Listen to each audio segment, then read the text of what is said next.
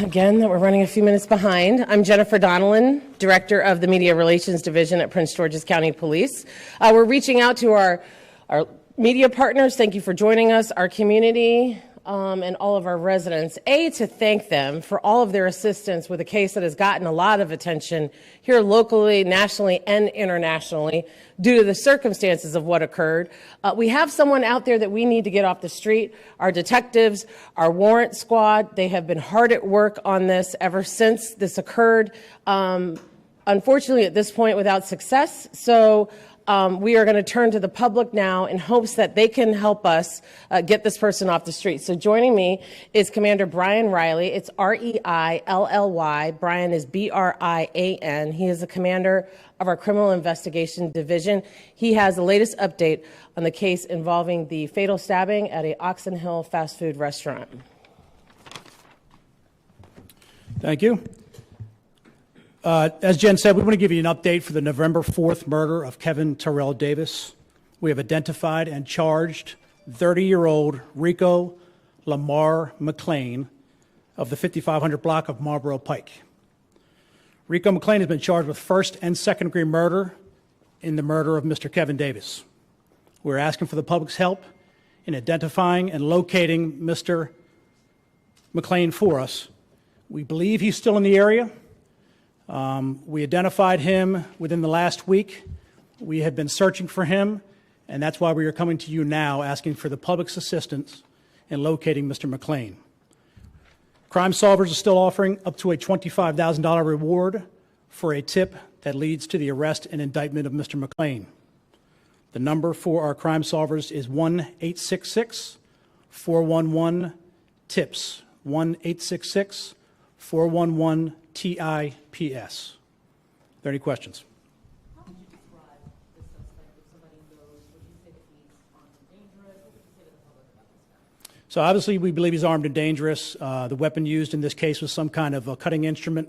So we know he's used violence in the past using a weapon. So yes, we would consider Rico McLean armed and dangerous. So you've looked at the usual places, his connections and so forth, and you think he must be someplace else. Right. So we know Mr. McLean has former addresses in Washington, D.C. and here in Prince George's County, Maryland. We have been searching for him through our warrant squad. And at this point, we're appealing to the public to please assist us in locating Mr. McLean. If he is seen, please call 911. And whether you're in Washington, D.C. or Maryland, if you know who he is, please give us a call at 911 as well, or the tip line that I gave earlier. What leads you all to believe that he's still local and that he hasn't left? Well, there's nothing to say he hasn't, but from the information we've received back from the public and the information we've received from our warrant squad, we believe he's still in the area.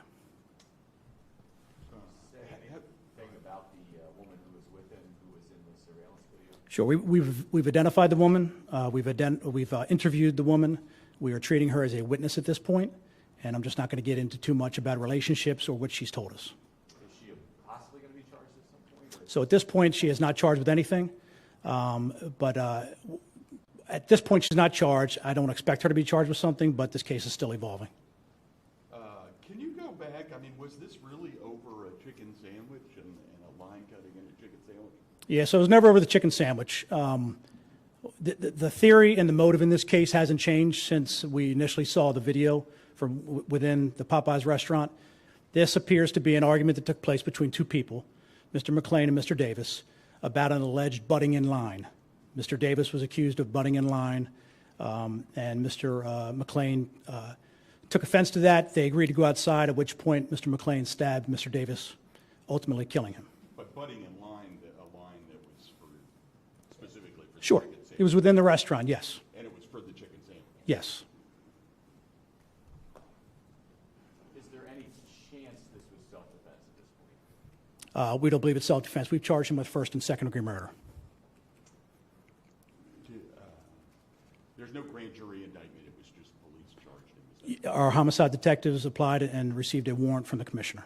First and second. First and second-degree murder, yes. Is there any belief they had ever met before? We have no indication that they knew each other prior. We think this was a incident that just took place inside the Popeyes in the line. We have surveillance video of the incident. It's pretty clear to us that what happened here in terms of without having that sound, but this was an argument that spilled out, and then he was attacked. Our decedent was attacked by this individual, which is why we need to get him off the street as soon as possible. We are very thankful to the community. We're thankful to our own officers as well as one of our officers who saw the surveillance images that we have been distributing internally, recognized Mr. McLean as an individual who he had engaged with on the streets several times. So he was the first to make the connection between who the guy was in the surveillance images and to who he actually was. Then we also got a number of phone calls from the community as well, backing up that assertion as to who it was. So we've gotten a lot of help and a lot of tips. If he has left the area, again, this case has gotten a lot of attention. So we are hoping that his name and picture can be shared across the area and outside our area, and we will take those tips. You can call Crime Solvers at 1-866-411-TIPS.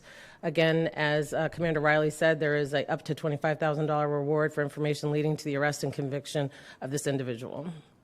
Any other questions regarding this case? We do have another case that we need to discuss with the community.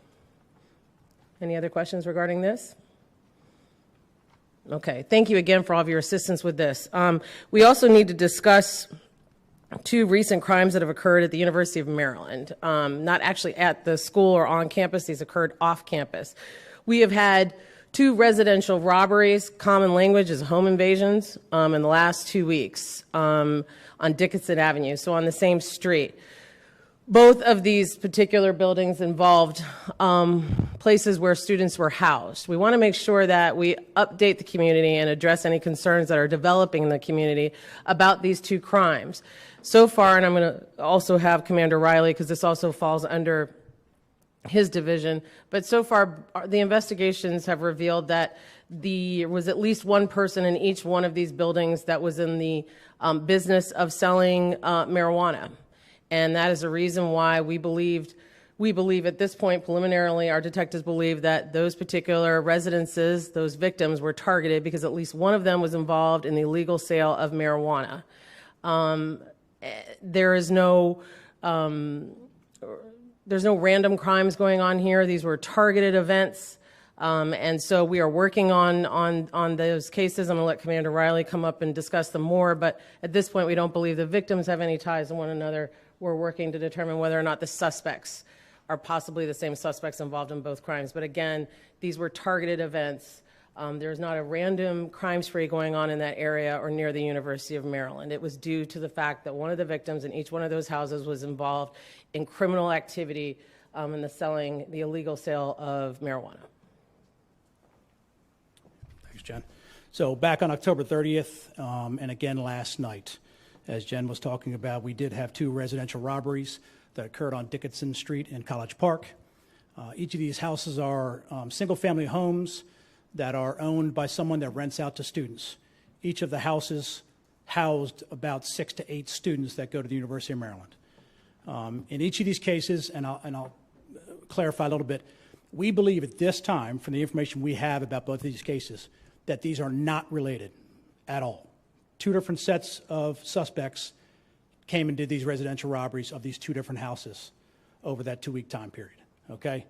But as Jen said, we also know there's one thing that's linking the two of these, that one person at least in each of these houses is involved in the sale of marijuana.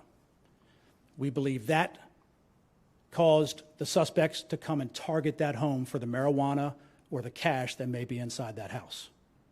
So that's what we're looking at now. It's our robbery unit that is investigating this case, both cases, excuse me. But at this time, we do not believe it is one group that's targeting these houses on the street. It is two individual groups that targeted each house specifically because of the probable past they had of buying illegal drugs from the house and knew there would be drugs or money inside the house. Are any students looking at charges in association with the sale of marijuana? That's all part of what our investigation will be. We're working closely with the University of Maryland on this as well. But that's, as of right now, nobody, no student, and nobody is charged with any kind of drug sales or drug possession right now. So we got emails from parents who were concerned about, these crimes happening. Right. Near off-campus housing. Can you explain why there was a delay in letting folks know that it appeared that the first house, for instance, was targeted because of drug sales? So I know the University of Maryland immediately sends out crime alerts when these incidents happen. We are in communication immediately with the University of Maryland as well. That is part of our investigation. That was a one-time event on the 30th, and then we had another one last night. As we got together today, we decided it was important to put out information. I know the University of Maryland has also been receiving a lot of inquiries from students and parents, and we thought it was important to try to explain what is taking place. This is not a crime spree taking place in this off-campus housing of these students. It is two individual isolated events that took place. The university by law has to make notifications almost instantly, and that happened. In terms of the investigation and what we found, investigators have to comb through the evidence. They have to do witness interviews, witnesses who cooperate to give them information. If they don't have that, then they have to rely on their investigative skills and looking at evidence, et cetera. The case that happened on the 30th, that immediately went out to the community, immediately went out to the campus community there. We were notified, and then the investigators began to do their work. We did put out at the time that we did not believe that that case was random, but we did not have as much information as we do now about that particular case. And that's typical. Investigations develop, more information becomes available as investigators continue with the cases. This particular, this last one, there was different evidence available. There were different witnesses to interview.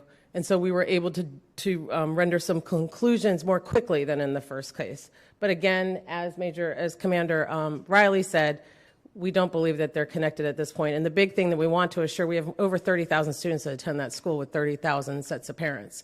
We want them to know that there is not a random crime spree going on outside the University of Maryland, that these are the result of individuals choosing to engage in criminal activity that has drawn the attention of criminals, and they have been targeted and attacked. And we are in the process of trying to get these suspects off the streets. Anything else? Hey, can I just go back to the Popeyes thing? When did you charge him with first and second degree murder?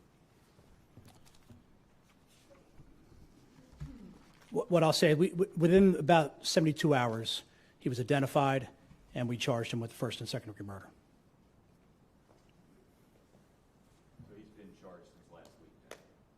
Yes. Yeah, he currently has an open warrant through the Prince George's County Police Department for first and second degree murder. But those charges weren't publicly filed until today. No, we've had a warrant for him now since about 72 hours after the incident. Yeah. Somewhere in that range. Just because we have a warrant doesn't mean that we have to go public with it. They were working some very good leads that had we gone public with his name at that point, right, we could have really damaged the possibility of bringing him into custody. At this point, they've exhausted all those fantastic leads, and now we're turning to the community for more assistance in it. How would you, just on the fatal stabbing, how would you quantify the leads? Would you say you received hundreds or dozens or? Less than a dozen leads, but some were specific. Yeah. Some were as generic as I went to high school with him, and here's his name. Some people had other people on there, but we did receive probably close to a dozen leads total. Not all identifying him, but information back from the public, which was great. Anything else? Okay, we can help answer anything afterwards. Thank you so much.